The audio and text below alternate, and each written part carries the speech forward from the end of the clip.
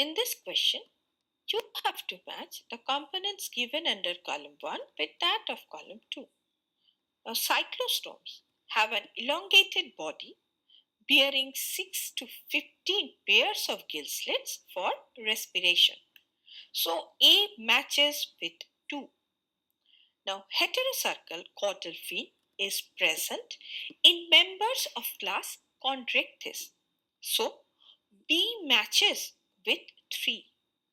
Now, air bladder is present in bony fishes that belongs to the class Osteichthyes, the which regulates buoyancy. So C matches with 4.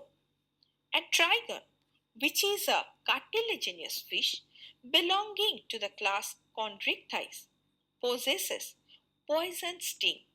So D matches with 1. Hence the correct answer is option C.